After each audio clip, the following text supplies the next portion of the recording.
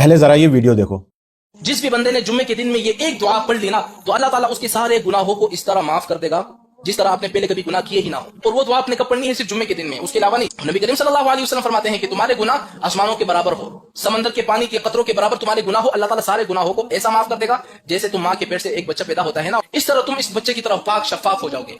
अब वो दुआ कौन सी है? अस्तगफिरुल्लाहल्लज़ी ला इलाहा इल्ला हुवल हय्युल क़य्यूम व अतूबु इलैह। आपने जुम्मे के दिन में इस दुआ को पढ़ लिया, आपके सारे गुनाह माफ। 100 million plus views, 6 million plus likes और 16 मिलियन से ज्यादा शेयर्स।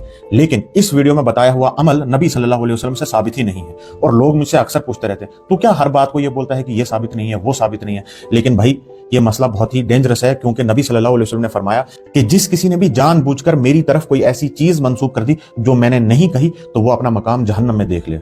आई एम 100% श्योर कि मौलाना साहब ने भी जानबूझकर ऐसा नहीं किया, लेकिन नबी सल्लल्लाहु अलैहि वसल्लम की तरफ से कोई बात करना यह काफी भारी जिम्मेदारी का काम है। You have to double check it before forwarding. अब देखो, इस वीडियो में दो गलतियां हैं। पहली चीज, नबी सल्लल्लाहु अलैहि वसल्लम ने फरमाया कि अगर तुम जुमा के दिन ये दुआ पढ़ते हो तो तुम्हारे सब गुनाह माफ हो जाएंगे, लेकिन ये बात किसी भी सही हदीस से साबित ही नहीं है। ध्यान देना, ये दुआ सही हदीस में रिपोर्ट हुई है। अबू दाऊद और तिर्मिज़ी में आता है कि नबी सल्लल्लाहु अलैहि वसल्लम ने फरमाया कि जिस किसी ने भी ये दुआ पढ़ ली, अस्तगफिरुल्लाहल्लज़ी ला इलाहा इल्ला हुवा हय्युल क़य्यूम व अतूबु इलैह, तो उस शख्स को माफ कर दिया जाएगा, चाहे वो किसी जंग से भागा ही क्यों ना हो।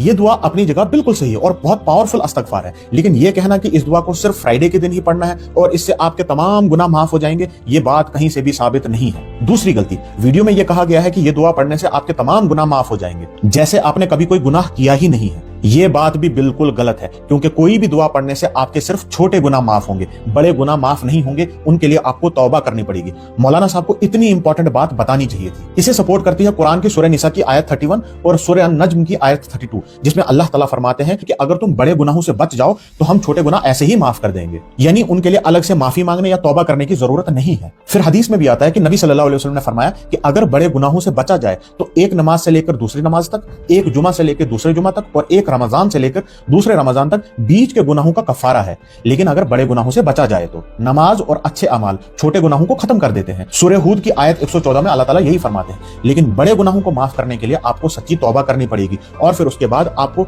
ऐसा काम दोबारा ना करने का अहद लेना पड़ेगा। अब हमारी बदकिस्मती यह है कि हमसे अक्सर बड़े गुनाह ही हो रहे होते हैं। इन बड़े गुनाहों की एक लिस्ट जो कि सही हदीस में रिपोर्ट हुए हैं, वो मैंने वीडियो की कैप्शन में डाले हुए, एक बार उधर जाकर भी नजर मार लेना। ऐसा बिल्कुल भी नहीं है कि एक जुमा को आपने बस ये दुआ पढ़ी और आपके सब छोटे बड़े गुनाह माफ हो गए। ये कोई शॉर्टकट नहीं है। अब तुम पर भी फर्ज हो चुका है कि इस सच्ची बात को सब लोगों तक पहुंचाओ और उनकी यह गलतफहमी को दूर करो। एक तो रमजान है और दूसरा सदका जारिया भर भर के मिलेगा। और जो कोई भी दीन की बात करे, यकीन करने से पहले उससे रेफरेंस मांगो और उसे चेक करो।